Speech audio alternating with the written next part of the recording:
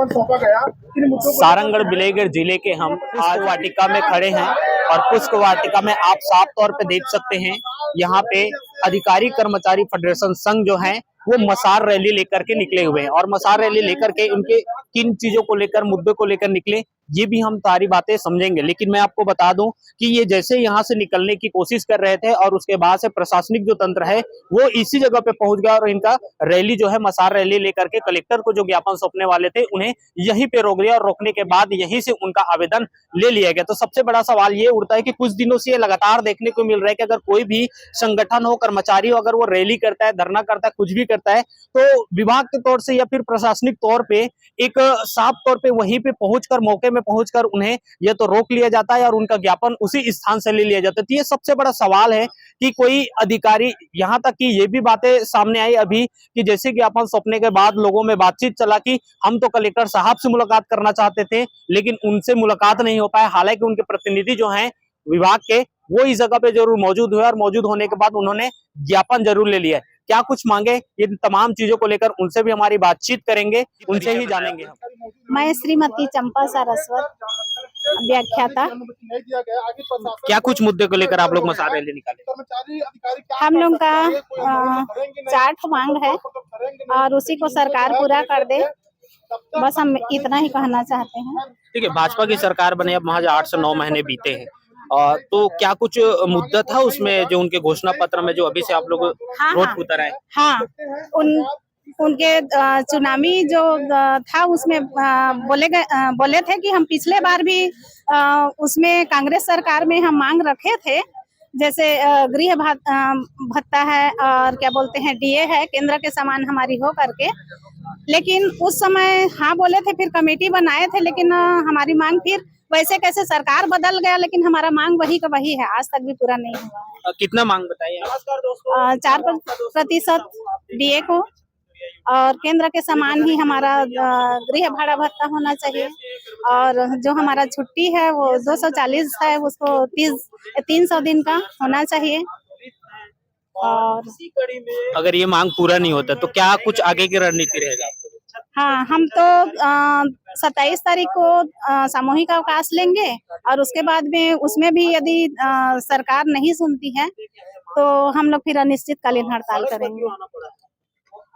ये देख सकते हैं साफ तौर पे कर्मचारियों का यही कहना है कि अगर उनकी इस मांग को अगर पूरा नहीं किया जाता है तो आगामी दिनों में भी उनकी रणनीति तैयार है। पहले तो वो 1 दिन का अवकाश लेंगे, अवकाश लेने के बाद वो अनिश्चितकालीन हड़ताल पे चले जाएंगे। तो ये साफ तौर पर उनका ये कहना है कि सरकार ने जिस घोषणा पत्र में लागू किया था और एक वादा किया था उस वादा को भूल गई है और उस वादा को भूले हुए आज 8 से 9 महीने बीत गए, उसी को याद दिला रहा और उसी की मांग कर रहे हैं कि उन्हें तत्काल समय पे उनका जो भी मांगे हैं उसे पूरा किया जाए। इन तमाम चीजों को लेकर आज मसार रैली निकालेगी। और भी हमारी बताए अपना। जी, मैं दीपक महेश।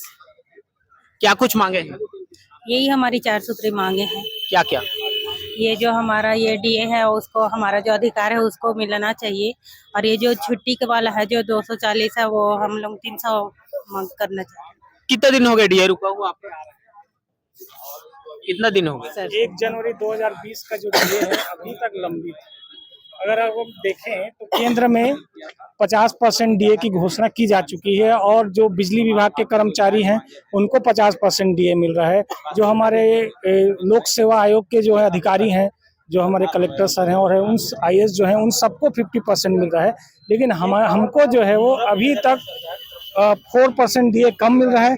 साथ ही साथ इसके पहले भी जो डीए की घोषणा की गई थी वो भी लेट में की गई और हमारा जो देय तिथि से बढ़ना चाहिए। सपोज आपको मैं बताता हूँ कि 1 जनवरी 2020 को मान लो केंद्र सरकार ने घोषणा किया कि भाई हम 4% डीए बढ़ा रहे हैं।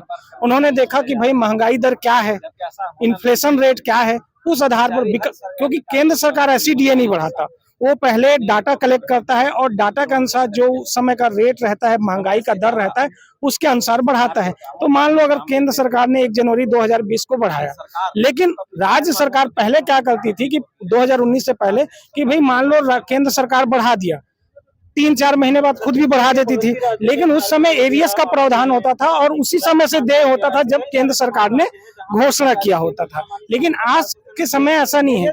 आज जब कर्मचारी अधिकारी सड़क में आता है, मांग करता है, ज्ञापन देता है, तब कहीं उनको वेतन डीए दिया जाता है, और वो भी डीए उसी समय दिया जाता है, न कि देय तिथि से।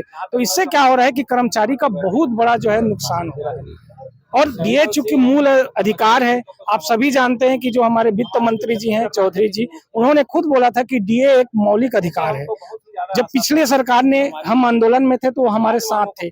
आज वो स्वयं वित्त मंत्री हैं, पूरा वित्त विभाग उनके पास है, फिर भी अभी तक हमको महंगाई भत्ता नहीं मिलना एक बहुत बड़ा प्रश्न चिन्ह है कि भाई ऐसे क्या परिस्थिति है कि हमको महंगाई भत्ता नहीं दिया जा सकता, जबकि हमें बोला जाता है कि हमारा राज्य जो है प्रगति की ओर बढ़ रहा है, एक विकसित राज्य की ओर बढ़ रहा है, क्योंकि हमारे यहाँ कोयले है, खनिज संपदा से भरपूर राज्य है, फिर भी क्यों हमारी महंगाई भत्ता कम नहीं होता, खासकर छत्तीसगढ़ ही कर्मचारी लोग के साथ, क्योंकि राज्य प्रशासनिक सेवा के कर्मचारियों का ही डीए लंबित है। बाकी जो केंद्र सरकार है उनका, जो लोक सेवा आयोग के कर्मचारी उनको मिल चुका है, बिजली विभाग को मिल चुका है, केवल हमको नहीं मिला है। पहले ओपी चौधरी जी का आपने बात रखा है, ओपी चौधरी जी से पहले बातचीत होता, अब भी बातचीत होता है कि नहीं होता इस मुद्दे पे? देखिए, हमारे जो संगठन के शीर्षस्थ नेतृत्व वाले हैं, जैसे फेडरेशन के कमल वर्मा है, हमारे सर्व शिक्षक संघ के जो है विवेक दुबे हैं, उनके द्वारा लगातार ज्ञापन मुख्य सचिव को, मंत्रियों को, सबको दिया जा चुका है। कई बार विभिन्न संगठन के प्रतिनिधि ओपी चौधरी सर से भेंट चुके हैं और बहुत बार संतावना दिया गया है कि मिलेगा मिलेगा, लेकिन अभी तक वो चीज नहीं मिला। आप खुद जानते हैं कि घोषणा पत्र के संयोजक कौन थे? विजय बघेल जी थे। आज वो बोलते हैं कि अगर कर्मचारी अधिकारी हड़ताल में बैठेंगे तो मैं उनके साथ बैठूंगा। सोचिए, जो पूर्व मुख्यमंत्री के अगेंस्ट लड़ाई लड़े, उन्हें टिकट दिया गया और संयोजक थे घोषणा पत्र के, आज उनको ये बोलना पड़ रहा है कि भैया डीए अगर नहीं दिया गया, तो उन्होंने मुख्यमंत्री को पत्र भी लिखा है कि भाई कर्मचारियों का डीए दिया जाए, उन्हें बहुत अधिक समय तक इस प्रकार से लटकाना सही नहीं है। तो आप ये चीज जान सकते हो कि सरकार के अंदर जो सरकार के लोग हैं वो खुद आवाज उठा रहे हैं कि हमारे जो लंबित दिए है उसको दिया जाए, फिर भी सरकार नहीं दे रही। ये सोच का विषय है। हम आप पत्रकार बंधुओं और मीडिया से भी निवेदन करते हैं कि आप भी हमारी बातों को सरकार तक पहुंचाएं और उनसे निवेदन करें कि भाई हमारा जो लंबित मांग है, जो कि पूर्ण तरह मौलिक अधिकार है हमारा, कहीं भी कुछ अतिरिक्त मांग नहीं है, उस चीज को जल्द से जल्द पूरा किया जाए। साफ तौर पे कर्मचारियों का यही कहना है कि इससे पहले भी जब चुनाव थे तो चुनाव के समय में भी उन्होंने अपनी मांग, और जब कांग्रेस की सरकार थी तो भाजपा के जो संगठन है उनसे भी बातचीत हुआ, तो उसमें भी उन्होंने इस पैटर्न को रखा था।